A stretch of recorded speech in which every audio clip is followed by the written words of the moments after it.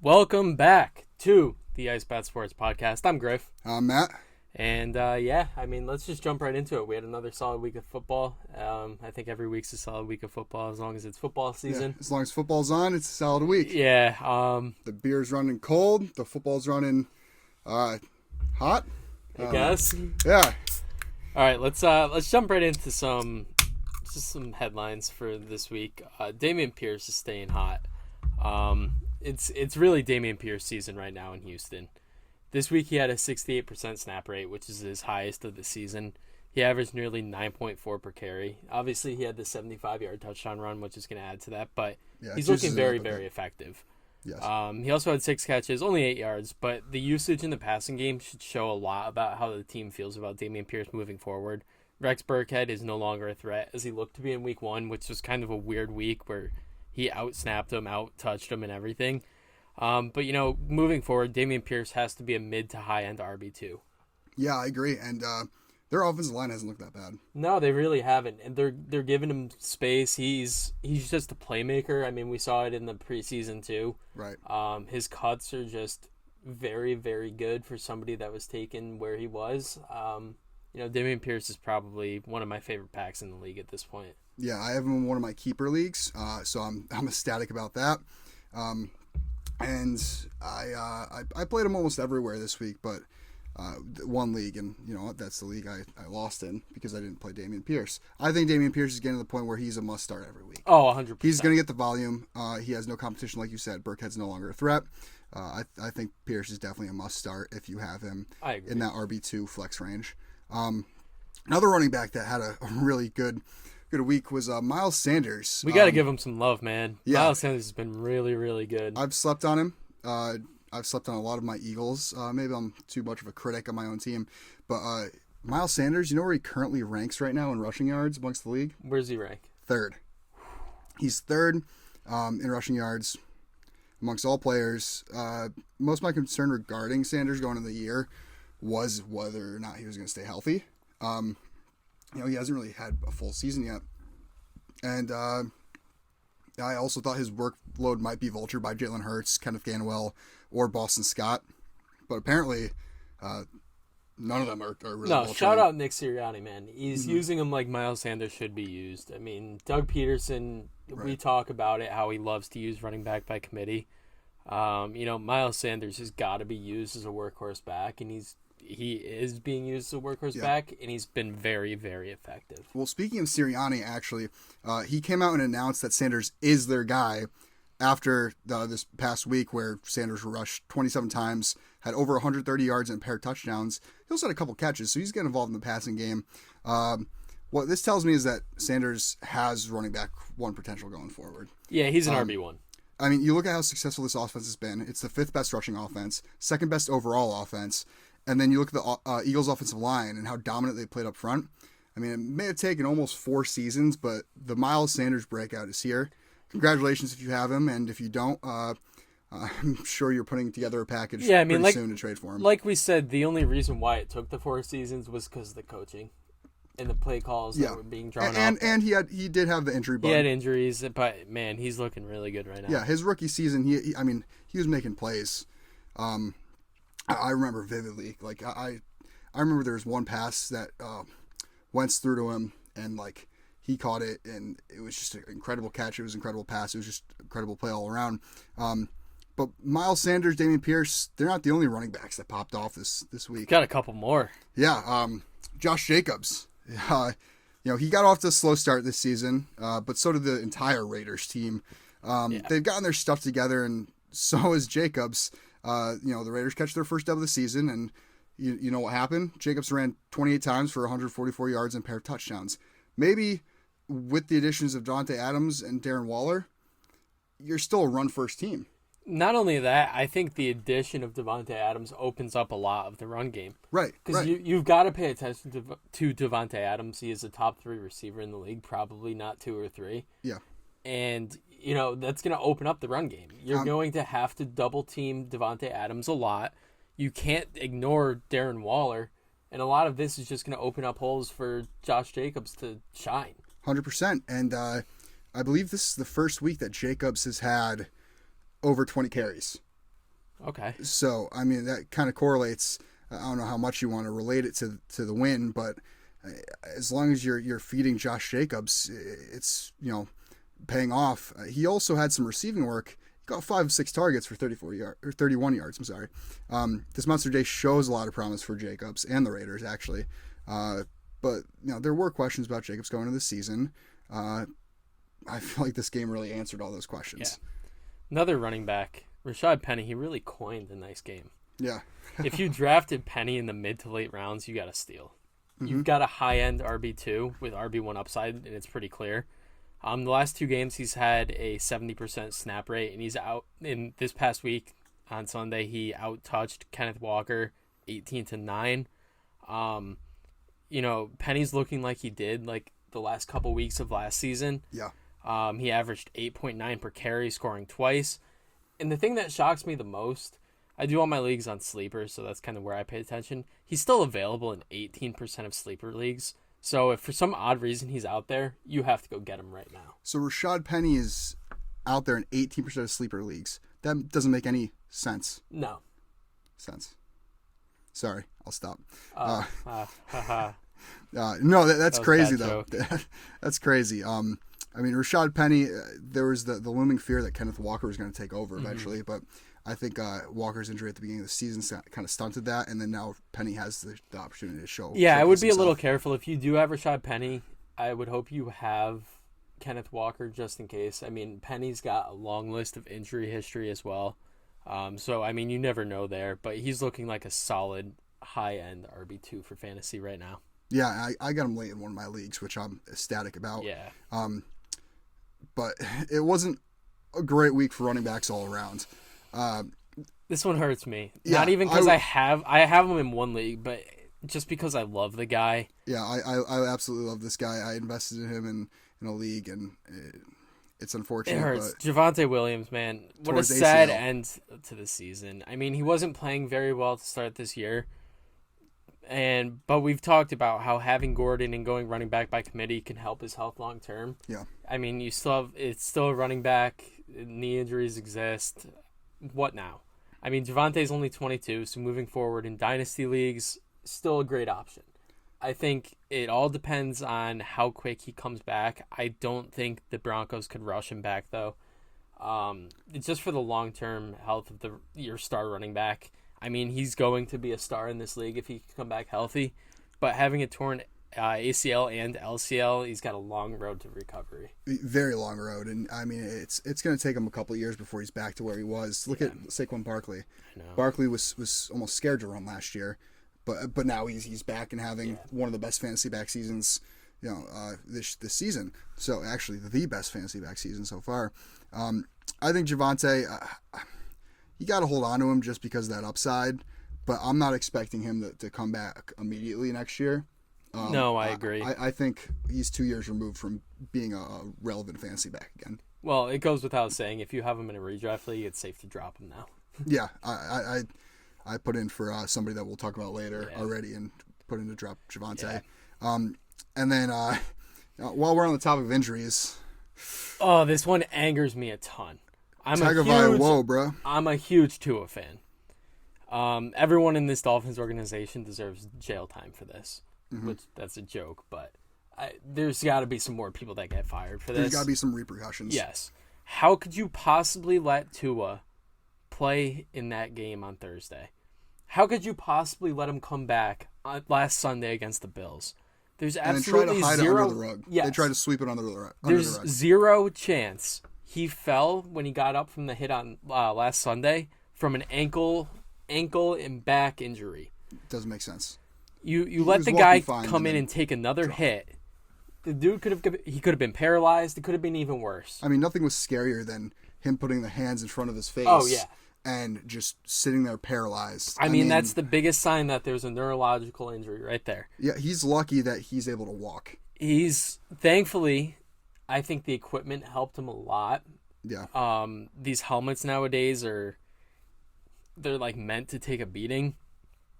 But I am still very, very angry that this organization let that hit even happen.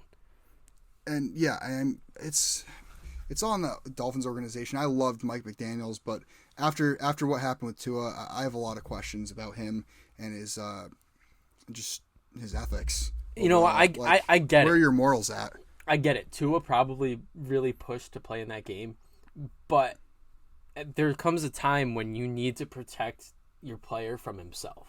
Yeah, and that's what really separates a player's coach from,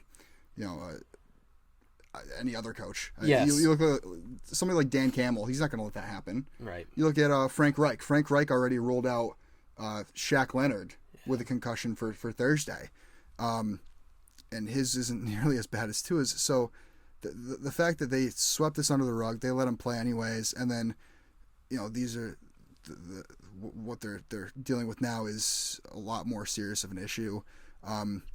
It's crazy to me. Yeah. How can you let that happen? All right, let's get into some picks. First off, last week we had the same picks. Yes. We both finished 10-6. Which is a solid week. That's a really good week. It is a really good week. Pat myself on the back for that one. Week 5 picks. We'll start off with the Thursday game. We got Indy at Denver. We've got a banged up Jonathan Taylor, who I don't know if he's even going to play. I mean, we should have even talked about Jonathan Taylor and his slow start. Yeah. I was going to mention him in Josh Jacobs, and I was going to say how better be thankful you drafted Jacobs and not someone like Jonathan Taylor. Yeah. But, Indy for sure has not looked that great. I mean, they lost another game. What are they? 1-2-1. Yeah. Start the season. They were supposed to win that division, and then now it's looking like they might be, third place in that division. I don't think they're a playoff team. They're not. Matt Ryan's washed. That offensive line looks horrendous. Jonathan Taylor, if your team is down consistently, you're not going to run the ball, and that's kind of why Jonathan Taylor has not been producing, because they haven't had a need to run because they just need to be playing catch up. So I would like to say about Jonathan Taylor why I'm not panicking. Just quick before we get into some more picks, but Jonathan Taylor is ranked, I believe, RB22 right now. Mm-hmm. Through the first 4 games of last season, he was ranked RB20. Yeah. I'm slow start last I'm not year as very well. worried about this, but at the same time, you downgraded at quarterback, and that's hurting the offense a ton. Right. And it's not really creating anything in the run game for Jonathan Taylor. But moving forward, I'm not really panicking. Maybe you could go out and buy him low. I'm not selling though. Yeah, I mean, the Colts really. This could be another deep dive of discussion. But how can you go and give up those picks for Matt Ryan when you could have used those to invest in a receiver, especially with all the receiver movement this offseason? You moved Carson Wentz for no reason. You could have been in the play for Tyreek Hill. Yeah. Imagine Tyreek Hill and Michael Pittman. Yeah. I mean that offensive line also plays a little bit of a part. But anyway, I have Denver winning. Yeah, I do too. They're home. I think anyone going and playing in Mile High is at a disadvantage because of that elevation. Indy has a banged up Jonathan Taylor. They haven't looked great. And Denver's coming off a really bad loss to the Raiders, and I think they're looking to bounce back on Thursday night. Broncos country, let's ride. We got another London game. We've got the Giants versus Green Bay. This one's a little interesting. This is the first time in the history of the London series where both teams have been over 500. Wow. London's seen some pretty bad football when we go over there. And I think they're going to see some more pretty bad football. I think this is going to be a pretty low-scoring game. Be a very sloppy game, I think. I think it'll be a sloppy game. I think Green Bay comes away with the win. But, with these London games, you honestly have no idea. I wouldn't be shocked if the Giants pull it off. So I actually have something very similar to say. Similar to my Colts-Chiefs pick, I think this is contingent on one person playing. If Daniel Jones suits up and is ready to go and healthy, the Giants are winning this game. Okay. But I have marked down Green Bay because as of right now, it's looking like both Daniel Jones and Tyrod Taylor may miss this game, which would make Davis Webb step up, and Green Bay would have a field day with that. But I don't think Green Bay is going to really be able to stop Saquon Barkley. I agree. And I think that's going to be the X factor here. So as long as they have somebody at quarterback like Daniel Jones who can make a couple necessary throws, I think the Giants take this dub. So that game's a little contingent for me, but as of right now, I have Green Bay if Daniel Jones can't go. All right, we got Pitt at Buffalo. This has got to be one of the biggest spreads I've ever seen for a game. Buffalo's 14-point favorites. Yeah. Needless to say, I'm picking Buffalo here, but I don't like that. I think 14 is a lot to cover. And all of a sudden, you have Kenny Pickett stepping in. Buffalo doesn't have much film on Pickett, aside from college, and their secondary is still pretty banged up. So I'm taking Buffalo to win just because I think Josh Allen isn't going to lose a game like this. Yeah. But at the end of the day, I think it's going to be a lot closer than I completely 14 agree. points, Yeah, a 14-point spread. Got the Chargers at Cleveland. I'm going to go with the Chargers here. Yeah, I got to go with the Chargers. Keenan Allen might play this week. Yeah. There's something up with this Chargers defense, man. Yeah. They're not looking that good. No, the Chargers D is not really not as great as I anticipated, but they also lost Joey Bosa. Yeah. So true. that's that is their a big pass loss. rush right there. I mean, yeah, Khalil Mack, but Khalil Mack was having such a successful year. Words are hard because Joey Bosa was on the other side of him. So I think the Chargers are going to struggle a little bit out of the gate here, but I think ultimately they're going to win this game. Yeah, I agree. I think it's pretty close at the beginning, but it comes down to Herbert outplaying Brissett. Right. I think their defenses are pretty evenly matched up there. Yep. What I could see happening is Cleveland blitzing early and often, and You have Rashaad Slater. You have no Rashaad Slater. I mean, it could be a Myles Garrett field day. Yeah. I could see Cleveland's defense pulling this one out, but I got to go the Chargers on paper. Yeah, I'm with you on that. We got Chicago at Minnesota. Man, Chicago's bad. They are really bad. I don't know how they have 2 wins. Yeah, they have 2 wins. Well, you look back to week one, San Fran yeah, game. That's that's just a fluky an anomaly. game. But I think Minnesota wins this one pretty easily. I like a big game from Justin Jefferson. Yeah, I could definitely see that happening. Also, we've talked about this week in, week out, how this Chicago run defense is bad. Dalvin Cook could have a day. Yeah, well, and with Dalvin Cook being a little banged up, I think they're scared to use him in full volume. I think Alexander Madison is going to have a day. I think he's going to be a touchdown-dependent RB2. Okay. I like it. But I also have Minnesota. Detroit at New England. Whew. This is I think this is one of the better games of the week. I think, for me, it depends if Mac Jones plays. As much as I'm not a huge fan of Mac Jones, he's pretty much the difference maker in that offense right now. You look how bad they looked with Bailey Zappi in there. But they still, kept in that game with Green Bay. And I think that was huge because of the run game. Yeah. Stevenson looked really good. Damian Harris looked really good. But if they have to rely on the pass, you need Mac Jones in there to make some plays.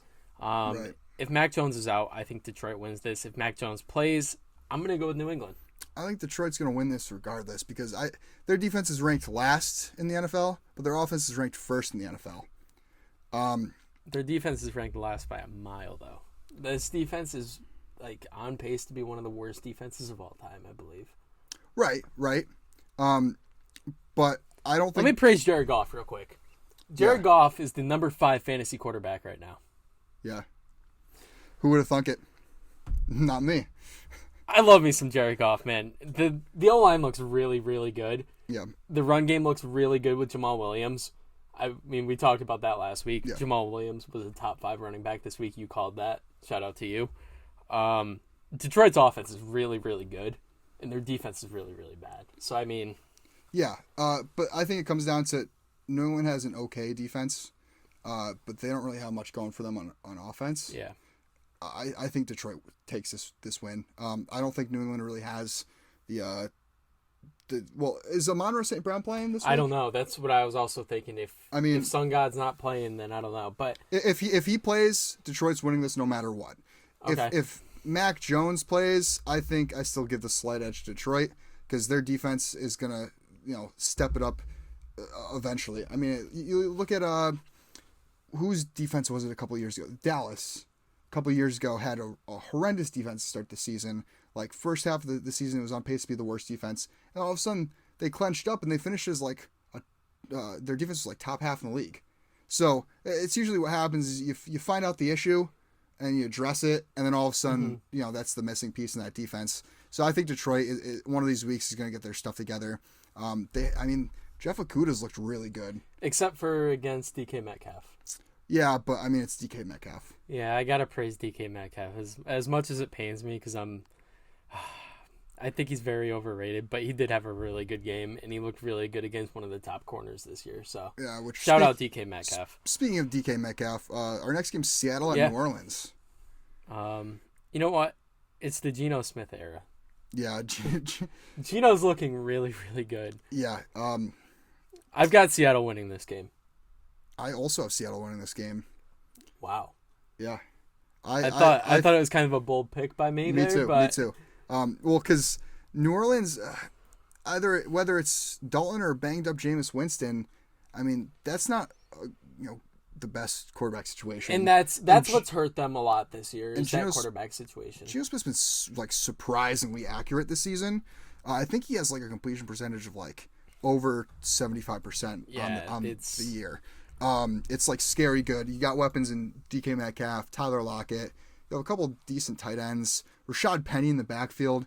New Orleans defense looks fairly pedestrian. Yeah. Especially against Minnesota. And although New Orleans almost came back and won that game, and New Orleans is home, I still got to give the edge to Seattle. I agree. Yeah. So next game is Miami at the Jets. Your Jets. My Jets. Who you got? My 2-2, second place, New York Jets. Who do you have winning this game? I've got Miami winning it. Yeah. Even with Teddy Bridgewater, I think Miami gets it done. I think the offense is just too good. You've got the playmakers in Waddle and Hill, and you could only do so much against those guys. And the moment Tyreek Hill signed with Miami, I was very scared to face those two guys twice a year. With Tua, I think this kind of becomes a blowout. With Bridgewater, I think it becomes a very close game. I like a Miami 24-20 victory. But yeah, I don't think the Jets offense is good enough to keep up with that Miami offense right now. So there are 3 reasons that I've picked the Jets to upset Miami. One, the Jets are home. Home field advantage is a huge difference maker, especially in divisional games. 2, I think Zach Wilson looked really good despite his 2 interceptions. I think he's going to make some plays, and I don't think Miami's defense is all that great. Okay. And speaking of defenses, number 3, the Jets secondary has played really well. Yes. Outside of the safeties, which actually stepped it up against Pitt. Yeah. Ahmad Gardner, Sauce Gardner, shout out Sauce at Buffalo Wild Wings. Very good. Very good. So between Sauce Gardner and DJ Reed. Yeah. That duo has been almost as good as Darius Slay and James Bradbury. DJ Reed has been a very solid pickup for Joe Douglas and company. Yeah. He's looked really good, and I'm shocked. He's really good as an understatement. Yes. He has looked phenomenal. He has allowed the second lowest passer rating when targeted. And he came in, I was a little scared with him coming in because he is an undersized corner to play boundary. Yeah. But he's been locking up guys. Sauce has been locking up guys. Sauce allowed 2 catches for 9 yards against Pittsburgh. He's got guys lost in the sauce right now. Yeah. But the thing is, they've got Tyreek Hill and Jalen Waddle. Mm-hmm. That's what scares me. Right. And I think that Robert Saleh, being a defensive-minded guy, is going to be able to shut down both Hill and Waddle good enough to win this game. I hope you're right. I truly, I'm so confident in the Jets this week just because I see so much promise in this team, and I really like the foundation that they've built. And I think Miami, without Tua, I'm not a huge Teddy B fan.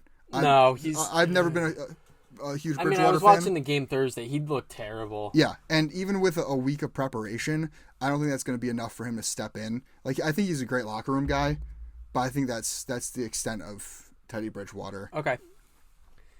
All right, we got Atlanta at Tampa Bay. I'm going with Tampa here. Atlanta's just not good.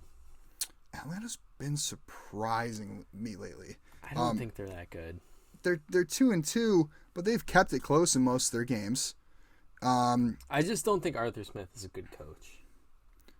Atlanta's also 4-0 against the spread this season. They are, I know. I got to go Tampa at home now that they have all their weapons back. Tampa's going to be legit. Brady looked really good. I know they lost, but it's the Chiefs. I mean, that's more so on Tampa's defense. Yeah. But I don't know. Atlanta's going to keep it close, but I still got Tampa to win. At divisional games, you never know, but Mike Evans, AJ Terrell could be a pretty cool matchup to watch. Yeah, I mean, and another good matchup is going to be Kyle Pitts and probably Devin White. Yeah. Whoever they put on Pitts. So Tennessee at Washington's our next game. Yeah, this is another one where we differ. I'm going to go with the Washington Commanders at home here. Tennessee just hasn't really looked great. Washington's pretty bad too. I think this one's another game where it's going to be hard to watch. Yeah. I think at home Washington takes it. Carson Wentz is going to come out and hopefully return to his week 1 and 2 form. I like a big day from Terry McLaurin here. I don't know. I think it's a close game, and I think it's a toss-up. But I have Tennessee here. I know Washington's home. I know this goes against me, giving home field advantage, being a big playmaker in these games. But Washington's offensive line is non-existent. Samuel Cosme is horrible. He's so really bad. is. You give up 9 sacks to the Eagles just a couple weeks ago. This past week, Wentz has had no time to throw. I'm so empathetic. I just want to take a moment. Can we take a moment of silence real quick for Carson Wentz's career, for having been thrown into Washington with this non-existent offensive line? It's that bad. Yeah, it's pretty bad. I mean, to be fair, he hasn't looked good, but he doesn't have a lot of time. He has 0 time. Yeah. I would love to look into how much time he's averaged to have to throw. It's got to be bottom 5. Easy. Maybe bottom 2. And maybe bottom 1. How can you even blame the sacks on him when you turn to escape the pocket and there's a guy meeting you on either side? Yeah. I think Tennessee, Justin Simmons, I think he's gonna absolutely eat. Unfortunately, I'm a big Wentz guy, but I think Tennessee takes this dub. I think Derrick Henry runs all over Washington. All right. And I don't think Washington's going to do anything unless they drastically improve their offensive line and get Chase Young back. So, next game. Houston at Jacksonville. I think this is going to be a surprisingly good game. I agree. I think the running backs both running backs. I think James Robinson and Dameon Pierce have solid weeks. I'm going to give the edge to Jacksonville on this one. I think Jacksonville needs to bounce back. They're home, and with everything that just happened down in Florida, I know Jacksonville's a lot more up north and inland, but still, you're representing the state of Florida, and with everything that they've gone through after Hurricane Ian, I think that they have a lot of what's the word I'm looking for? They have a lot to fight for. Yeah. I think Jacksonville takes this dub. I don't think it's going to be a blowout. I think it's going to be a close game. I agree. Jacksonville definitely wins. Yep. San Fran at Carolina. Ooh. San Fran looked good last night. Yeah, but which San Fran's going to show up? The San Fran that played against Denver or the San Fran that played against the Rams? That is the thing. San Fran also owns the Rams. They do. They've won the last 5 now. Yeah. I'm going with San Fran against Carolina. It's just Carolina's not good. Yeah. And part of the reason that San Fran won last night was just because San Fran's defense has looked outstanding. The defense is really good, and Deebo Samuel's really good at football. Yeah. But also the Rams' offensive line is another offensive line that has not looked good. But that offensive line, they were playing second and third stringers last night. I don't think Carolina has that good of an O-line. I think Baker Mayfield is terrible. Yeah, he's not good. I had some faith in him at the beginning of the season, especially with that supporting cast, but he has not showed anything. You can't even get the ball to DJ Moore, man. No. So for that reason, I'm taking San Fran. Dallas at the Rams. Speaking of the Rams, as long as the Rams' offensive line stays similar to what it was last night, how can you not take Dallas, Micah Parsons, DeMarcus Lawrence? And I think Dak is trying to play this game. If Dak plays, I think this is a pretty big win for Dallas. If Dak plays, it's a blowout. I agree. And I think they win with Cooper Rush as well. I'm going Dallas all the way here. Yeah. I also like Dallas this week. I know it's in LA, but typically LA doesn't really have the best show out. Yeah, but I mean, if Dak's playing, like you said, I think it's a blowout. Yeah. And Jalen Ramsey hasn't looked that great either this season. No, he really hasn't. Trayvon Diggs, I mean, He I'm not going to go there. he hasn't allowed a 20-plus yard catch yet, I don't think. He's been much better than he was last season. He And has last been. season, he was an All-Pro. So, Watch, this year Yeah. he keeps playing like this and he won't be an All-Pro, though. yeah, Because he doesn't have yeah, 20,000 picks right. when he gets burnt every other play. But he hasn't been burnt toast yet. I mean, he's looked pretty solid. He has looked improved from last season. But he's going to be on Cooper Kupp. That's also true. Or is he? Are they going to put somebody else? I don't in the think you slot? can. True. I don't know. We'll see. Yeah, it should be a fun matchup to watch. Whoever is covering Cooper Kupp, because Dallas's defense hasn't been bad. Yeah. Philly, my Eagles at Arizona. I'm riding with my boys all the way here. So am I. I'm taking Philly until I'm proven that I shouldn't. I am also going Philly. I mean, Arizona, they've looked better, but I'm still not convinced that they're a playoff caliber team yet. I completely agree. I mean, maybe in that division they are, but I'll keep saying it. Philly's the best team in the NFC. I think Philly's the best team in the NFL. If I was doing power rankings, Philly's my number one. I agree. I agree too. They are my number one. I don't know if they're necessarily going to finish number one. They'll be a top 3 team, and they're going to finish top of the NFC, I believe. Yeah, and Arizona has a poor secondary. There's no way they're covering A.J. Brown, Devonta Smith, Dallas Goedert. Let me give a quick Quez shout out Watkins. to Byron Murphy because I saw a stat like last week. I forget even what the stat was. It was just how he's locking up all these top guys for some reason. He's looked really good. Shout out Byron Murphy. But yeah, Byron Murphy's a stud, but when that's all you have, Yeah. I mean, I expect a huge week from Devonta Smith. I'm calling it right now. Devonta Smith, 6 catches, 85 yards, maybe a pair of touchdowns. Okay. All right, we got Cincinnati at Baltimore for the Sunday night game. Good game. Good game. I'm going Baltimore. I'm also going Baltimore. They are home.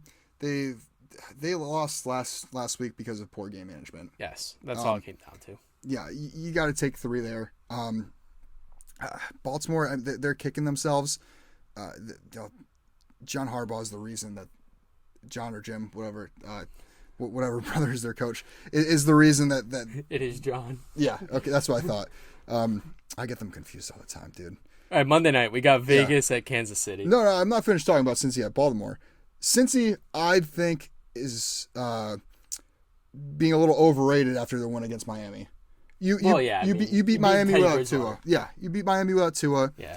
I'm still not convinced on Cincy. You beat the Jets and then you beat Miami without Tua. So. Yeah. I'm not convinced, and they almost lost to the Jets. No, they didn't. They blew them out. Did they? Yeah. Oh. Flacco was terrible that game. Was it? Okay. Yeah. Sorry. Ignore me. But I do think Baltimore is going to win this game. Vegas at KC Monday night. KC all day. Could leave it at that. You threw up 41 points on Tampa Bay's defense. Yeah. All right, parlay pick of the week. Let's go. Really quick. You. All right. I have Chargers money line, Tennessee money line, Detroit +3, the Jets also +3 for +929 odds. Lay down $10, win $92.90. I'm going with Pitt +14. It's just crazy spread. Detroit, New England over 46.5. The Jets and Miami under 44.5. And the Washington money line for +1416 odds. Wow, it's a shame that Carson Wentz is going to cost you all that money. He might. All right. Waiver Wire Watch. Let's go. Yeah. So I'll kick it off. Yeah, we got a returner. Yeah, we have somebody coming back on the list from last week. Got Romeo Doubs. After going for 8 catches, 73 yards, and a touchdown in week 3, Doubs comes out in week 4 and gets another 8 targets. But this time he only caught 5 catches, 47 yards, and a touchdown. So not as productive. He did drop a touchdown, though. Exactly. He did drop a touchdown. Obviously, Doubs is getting targeted as he has 16 targets in 2 weeks. But as he continues to earn the trust of Aaron Rodgers, he will only get better and show more production.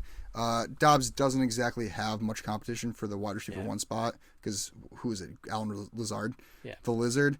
So I expect Doubs' role in this offense to grow as the season progresses. Yeah, and he is available in 26% of sleeper leagues right now, so he's still out there. Yeah. Tyler Allgeier. Patterson just got put on IR. Going to miss at least 4 weeks, obviously. Pick up Allgeier. Sorry. That's going to make the mics go crazy. Oh, yeah, you're right. Nice job. Tyler Allgeier had a 44% snap share after Patterson went down. He averaged 8.4 a carry on his 10 touches. It seems like him and Huntley are going to split the touches with more of the work going to Tyler Allgeier. He's going to be effective, and he's only rostered in 32% of leagues. Pick him up, start him as a flex. I think he's a good option. I mean, he's going to get the touches in that offense, and I guess you'll see. Yeah, I think Allgeier is gonna really carve out a role in that Atlanta offense after getting this opportunity. Devontae Parker is another one I like. Coming off a week where he only had 2 for 24 and a touchdown, catching passes from Bailey Zappi. Parker has shown he's the wide receiver 1 on the team, though. If Mac Jones is ready to play, which he very well may be, Parker's a very solid option. In week 3, he had 10 targets for 10 targets. He brought in 5 catches for 156 yards. In the last 2 games, he has a 97% snap rate in the offensive snaps. He's only rostered in 37% of leagues, so I like Devontae Parker a lot if Mac Jones plays. If not, then I'd stay away from any receiver on that team. Yeah, personally, I'm not gonna lie, Griffin, I kind of disagree with Devontae Parker. I think Nelson Aguilar is the guy to own. Stop that. Devontae Parker is really good. Devontae Parker is really good. He was criminally underrated in the Miami offense just because that offense was not good when he was there. Right.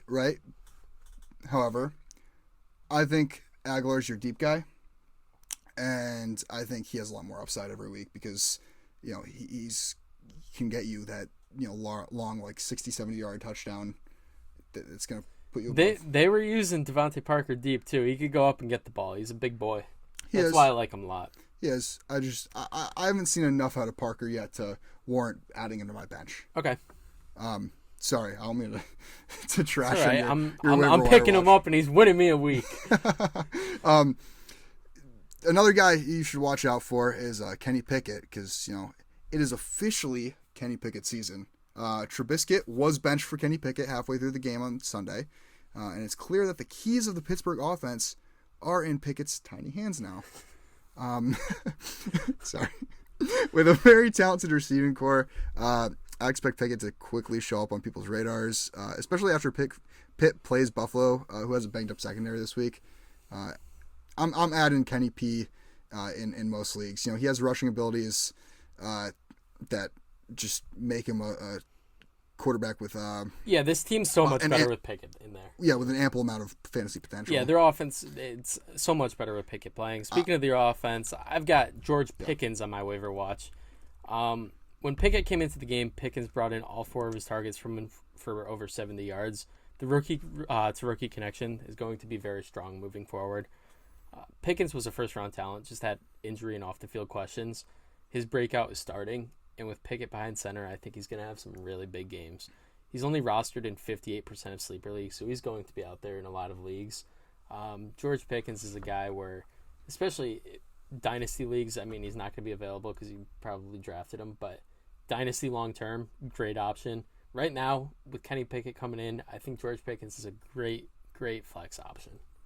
Yeah, I'm just surprised they haven't gotten him more involved in the offense after he had that catch of the year. Yes. I mean, you saw that catch, right? Who hasn't? That was insane. That was more impressive than the Odell Beckham Jr. catch.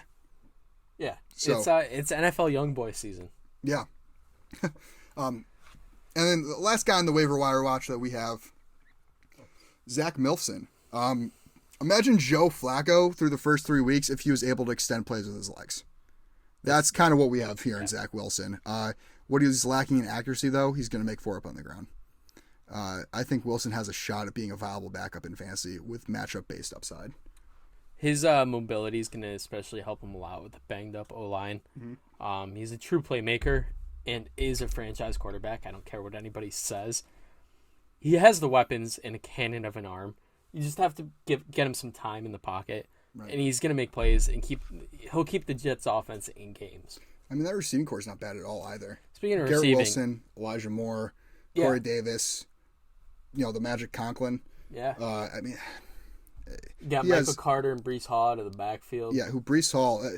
That's the one guy we didn't talk about, but I do want to highlight real quick. Mm-hmm. Go out and get Breece Hall right now in most leagues. If you don't already own him, put together a trade package because he's taking over this backfield. He's had double-digit fantasy points every week so far, I believe. Yeah, I think so. I think he's had 10 or more fantasy points every week up until this point. He has a high floor, but he has an even higher ceiling. If Michael Carter gets hurt, Michael Carter doesn't even need to get hurt for Breece Hall to have fantasy relevance, but I think Breece Hall is going to step up. I think he's going to finish as a high-end RB2 by the end of the season. So, I would like to point out also that Zach Wilson has more receiving touchdowns in New York than Kenny Golladay. Wow. I mean, Eagles right tackle Lane Johnson also has more receiving touchdowns in his career than Golladay does in his Giants career. Yeah. So, sorry, Kenny G, but yeah, no, that he's not good anymore.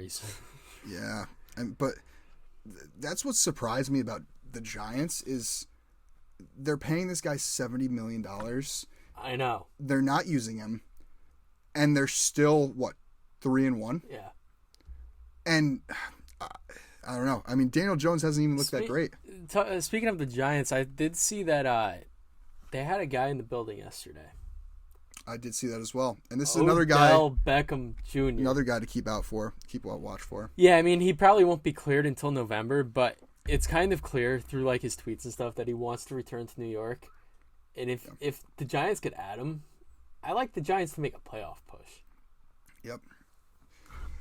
Yeah, pitter patter, let's get at her. Go ahead, Odell Beckham Jr. in a couple weeks, right before he signs with New York. I'm ready. I mean, because you saw how he looked in that Super Bowl last year. Yeah, I mean, right before he got hurt, he looked like he was going to have an insane game. Yeah, I mean, and you add him to an offense like New York's, who is just missing like a wide receiver. I think personally of being short of a playoff team.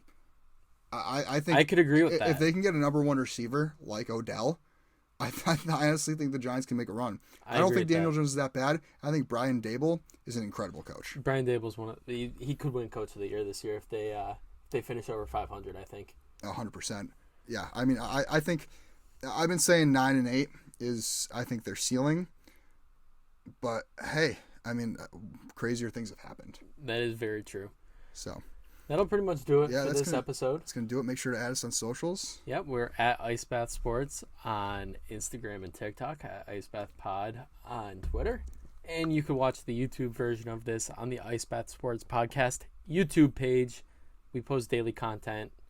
Be sure to check us out. Subscribe if you're new. And I guess just stay cool. Stay cool. Yeah.